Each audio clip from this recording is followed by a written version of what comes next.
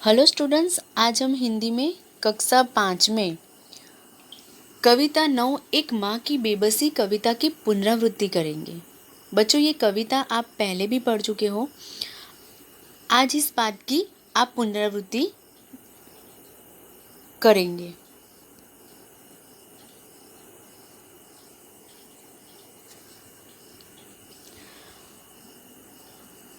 कविता 9 एक माँ की बेबसी।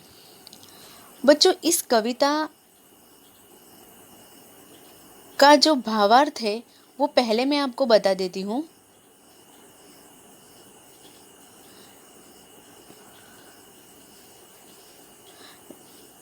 रतन नाम का एक बच्चे की, इस कविता में रतन नाम के एक बच्चे की दशा और उसकी माँ की बेबसी का वर्णन किया गया है। रतन देखने में अन्य बच्चों की तरह ही था, परंतु बोल नहीं सकता था। वह रोज बच्चों के साथ खेलने आया करता था। बच्चों के लिए वह अजूबा था, क्योंकि वे उसे अपनों से अलग पाते थे। वे उसे घबराते भी थे, क्योंकि न तो वे उसके इशारों को समझ पाते थे और न ही उसकी घबराहट को। उसकी आंखों में हमेशा भय समाया रहता था। जब तक वह खेलता, उसकी माँ उसके आसपास बैठी रहती। उसकी नज़र हमेशा रतन पर होती। शायद वो उसकी सुरक्षा को लेकर परेशान रहती थी। कवि उन दिनों बच्चे थे, अतः रतन की माँ की बेबसी को समझ पाने में बिल्कुल असमर्थ थे। परंतु अब वह बड़े हो गए हैं और बचपन की बातें उन्हें अच्छी तरह याद आ रही है। उसे रतन की माँ का वो बेबस चेहरा भी याद आ रहा है। कवि कहते हैं कि रतन से भी ज्यादा परेशान और चिंतित उसकी माँ रहती थी। तो बच्चों, ये था एक माँ की बेबसी कविता का सारांश। अब हम कविता देख लेते हैं। इस कविता को पढ़ते समय आंखों के सामने कई चित्र बनते हैं। अगर आप इस कविता को पढ़ोगे तो पढ़ते समय कई चित्र बनते हैं, क्योंकि इसमें बचपन की बात बताई गई है। बचपन के खास समय, खेल और साथियों का चित्र यहाँ पर बताया गया है। उन साथियों में एक खास साथी रतन का और एक माँ का चित्र। इसे पढ़ो और महसूस करो। कविता धीरे धीरे पढ़ने की चीज़ है। उसे मन में उतरने में काफ़ी समय लगता है। कभी कभी तो बरसों बाद हम बचपन की पढ़ी कविता पढ़ते हैं तो लगता है पहली बार पढ़ा है। कविता पढ़ने के बाद मन के किसी कोने में घर बना लेती है। किसी मौके पर वो उभर आती है। कविता, कहानी सबके साथ यह होता है। इसलिए हमें इससे चिंतित होने की ज़रूरत नहीं कि कविता एक बार में पूरी तरह समझ में आ रही है या नहीं। अगर उससे सिर्फ एक चित्र ही उभरता है तो भी कविता कामयाब है।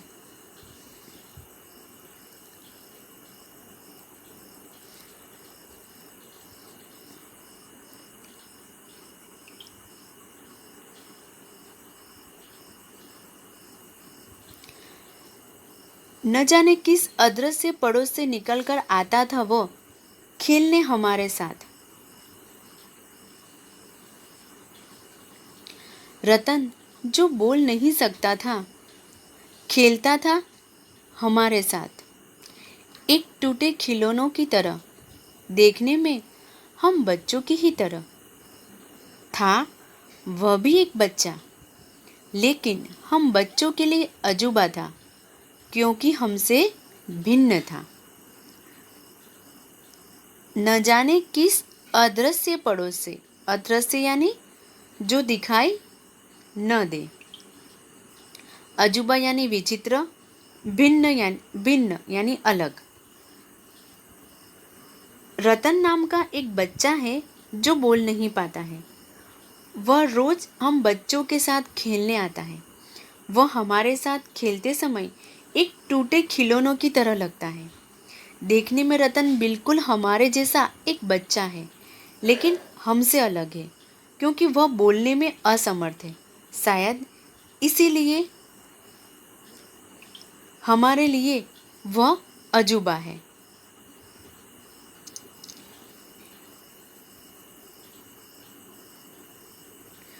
थोड़ा घबराते भी थे हम उससे, क्योंकि समझ नहीं पाते थे उसकी घबराहट को। न इशारों में कहीं उसकी बातों को, न उसकी भयभीत आंखों में हर समय दिखती उसके अंदर की छटपटाहटों को। इशारों यानी संकेत,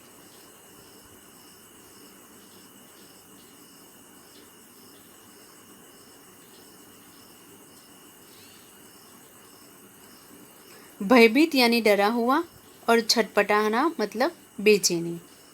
रतन नाम का एक बच्चा है जो बोलने में असमर्थ है। वह हम बच्चों के साथ रोज खेलने आया करता है।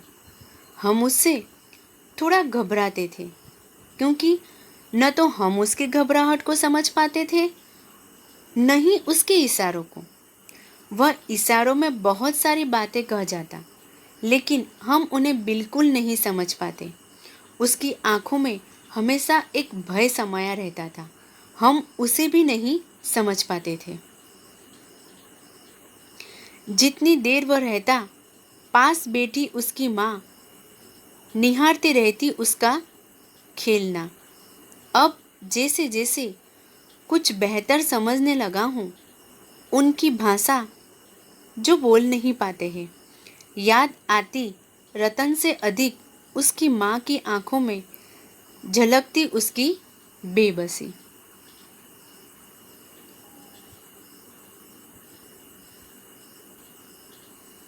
जितनी देर वह रहता, पास बैठी उसकी माँ निहारती रहती उसका खेल।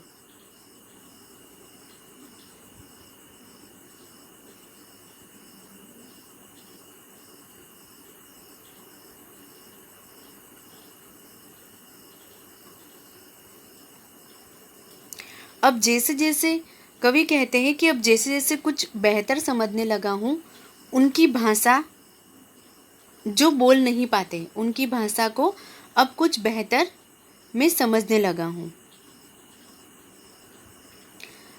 तब याद आती है रतन से अधिक, यानी कि तब कवि को याद आती है रतन से ज़्यादा उसकी माँ की आंखों में झलकती हुई उसकी बेबसी की।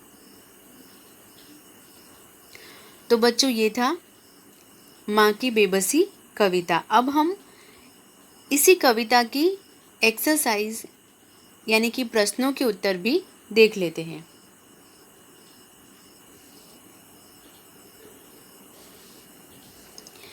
एक माँ की बेबसी, हम उसके पहले शब्दार्थ देख लेते हैं। अदृश्य, जिसे मैंने पहले ही आपको बताया, जो दिखाई न दे। भिन्न यानी कि अलग। निहारना, देखना। बेबस, मजबूर। झलकना, दिखाई पड़ना। इशारों में, संकेतों में। अब आइए देखते हैं प्रश्नों के उत्तर। तो बच्चों, सबसे पहले पहला जो प्रश्न है हमारा, कौन बोल नहीं सकता था? तो रतन बोल नहीं सकता था। रतन अन्य बच्चों के लिए अजूबा क्यों था? तो रतन अन्य बच्चों के लिए अजूबा था क्योंकि वो दूसरे बच्चों से भिन्न था, यानी कि अलग था। दूसरे बच्चे उसकी घबराहटों को, उसके इशारों को समझ नहीं पाते थे। कवि के अनुसार रतन कहाँ से निकल कर आता था? कवि के अनुसार रतन अदृश्य पड़ोस से निकलकर आता था।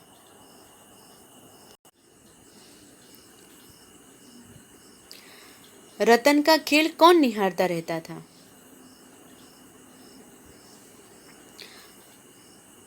रतन का खेल पास बैठी उसकी माँ निहारती रहती थी। रतन की माँ की आंखों में किस तरह की बेबसी झलकती थी? रतन बोल नहीं सकता था, वह घबराता रहता था और उसकी घबराहटों को कोई समझ नहीं पाता था। पर ये सारी बातें रतन से अधिक उसकी माँ की आंखों में झलकती थी कि मेरा बेटा अन्य लड़कों जैसा नहीं है, अन्य बच्चों जैसा नहीं है।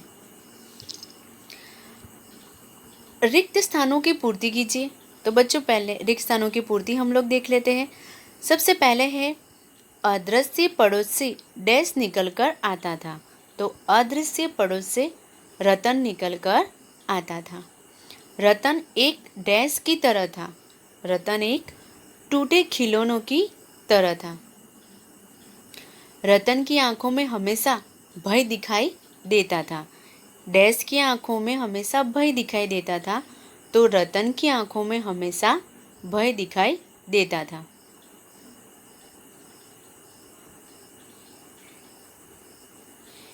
एक माँ की बेबसी कविता के कवि का नाम कुंवर नारायण है।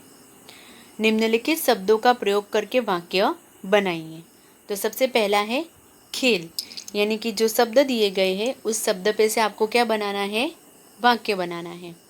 तो सबसे पहले खेल दिया हुआ है, सब बच्चे एक साथ खेलते थे, यानी कि इस शब्द से आपको इसको वाक्यों में प्रयोग करना है। अजूबा, रतन सभी बच्चों के लिए एक अजूबा था। छटपटाहट, पानी में मछली छटपटा रही है।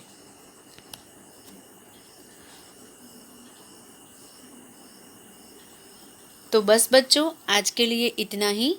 Thank you.